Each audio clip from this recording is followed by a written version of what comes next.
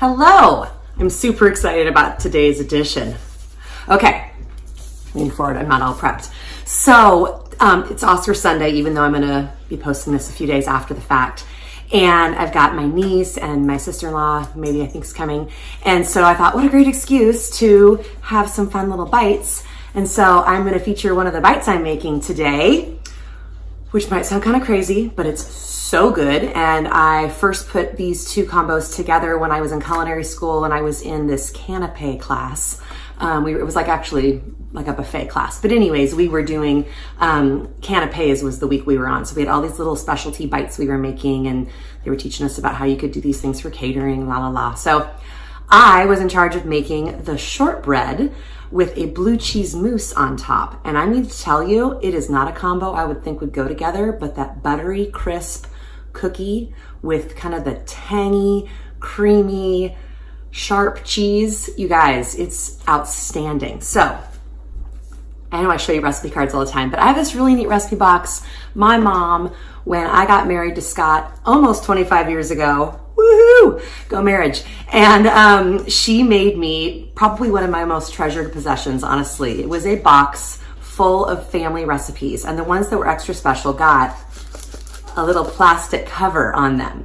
So this is our family's shortbread cookie recipe. And so my chef instructor at the time was like, yeah, if you have a shortbread recipe, awesome, bring it. So that's what I did. So last night, because I wasn't doing anything, Scott's out of town, I whipped up the shortbread cookies and I used a small little kind of fluted round cutout to make like little bite-sized shapes. And then I whipped up the blue cheese mousse, which I don't really use a recipe. It's more about the feel and what it looks like, but I'm gonna show you with my super new technology skills. Did you guys notice in my last video?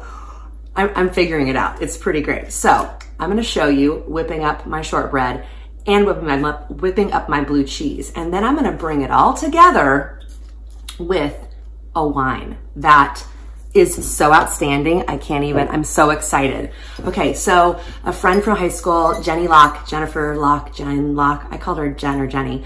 Sorry, I'm not even sure what you go by professionally, probably Jennifer Locke. She is a bigwig with a wine group in Napa, Treasury Estates Wine. I think I'm saying that correctly. Sorry, Jen. And she saw what I was doing with Delight of the Bite and sent me some wine to try out. So I'm super excited to feature her wine. This is a Beringer Knights Valley Cabernet Sauvignon 2015. And here's what it says. I even looked it up because I did not want to mess this up. It gets like really, really high ratings.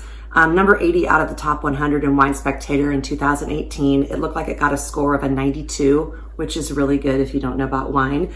This is what it says. This Cabernet is built each vintage on the notion of Bordeaux blend with soft and silky tannins crafted for immediate enjoyment. Aromas and flavors of dark red fruit led by raspberry, black cherry, and evident oak spice are joined with more traditional Knights Valley tones of black and blue fruits. A touch of licorice and mocha round out a lingering, pleasant finish. Whose job is it to talk about wine? That sounds like a fun job. So anyways, I had been communicating with Jenny and she said that this is probably the best wine to feature with my blue cheese mousse on shortbread. So I'm gonna, like I said, show you how I whip it all together, and then I will put the two things together and we'll have a Delight of the Bite moment. I will groan. It's gonna be great. All right.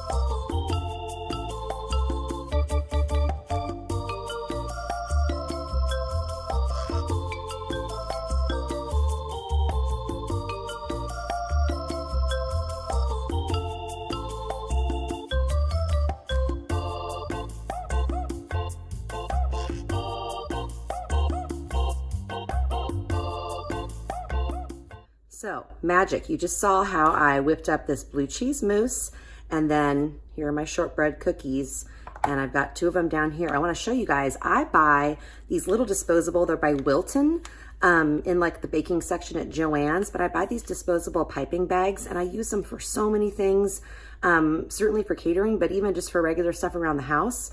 And I put this in here. I did not cut off the tip, and then I just used my little chip clip thingies here. So it kind of stayed sealed up because blue cheese does have a nice aroma to it. But all you do is you just go in and you snip off a bottom edge. Now you could pre-fit this with a piping tip, but I don't need to be that fancy today. But now you're all ready to go. And I just see how I squeeze it right down here.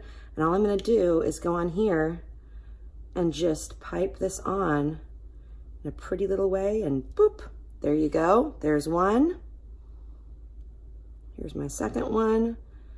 And my niece, Tessa, is allergic to nuts, but super excellent, which I probably will do for a few of these, is a little bit of chopped pecan on top. It gives a nice crunch and a little bit of just a different flavor profile with these. But this is pretty much all you do, and it takes no time at all when you have everything prepped to go around and just pipe these guys on like this, and you've got an instant, looks so fancy, like you've really worked hard, but you know, it's not that bad. And these cookies, obviously, if you don't use them all for your appetizers, they're good as cookies. So just with a cup of tea, you've got a nice little treat. So they're pretty basic, but as far as the recipe goes, as you could see, but now you've kind of fancied them up. And if you wanted to put a little piece of fresh chive on here, you could do that as well. Like I said, I'm gonna leave them probably plain for my party, but I will still put a little bit of chopped pecan just on one of them for a little bite demo for you here in a sec. Hey there, so my awesome niece has arrived. Perfect timing for our test tasting. So over here, got a little party going on with my platter of cheeses and meats and apples and jam and crackers. And then what I've been featuring, the blue cheese shortbread. And there's one with nuts because Tessa can't have those. So that's the one I'm gonna have. And then this amazing wine, which smells, oh my gosh, super jammy. It says notes of raspberry, and I wanna say like blackberry, a little with like a licorice finish. Shall we? Cheers to the Oscars. Cheers. All right, here we go. That's so good. That's what we call a problem. Thank you, Jen Locke. It's gonna be good. Okay, so now, I don't know if you like blue cheese. Yeah. Okay, so I'm gonna show you real quick up on a little close up. This is the one with a little bit of nuts, and you can see it adds a nice little color punch as well as texture when you taste it. But this is gonna go really well with this wine. So all right, cheers to that. All right.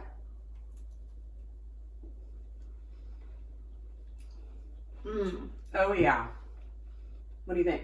Really good. Okay. And then with the wine chaser, tangy. Oh my gosh. Delicious. It like makes the flavors just come together in a whole new level. Now I am not like a wine, what's the word? Connoisseur. I'm a connoisseur, I'm a drinker of wine, but I'm not like somebody who really knows a ton about wine, but I'm telling you, I know what I like and I don't like. This is other level, you guys. Beringer, Knights Valley, 2015, Cabernet Sauvignon. Give it a whirl. And try the blue cheese mousse on crackers just cause. So good. It's so good. Cheers. Thanks for watching. Like the bite, subscribe if you haven't. Meet Tessa, she's awesome. P.S. It is like gourmet cheese whiz. What? You heard it here It's first, you guys. Gourmet cheese whiz. I had to get that on film. Okay, now we're really done. Have a great day.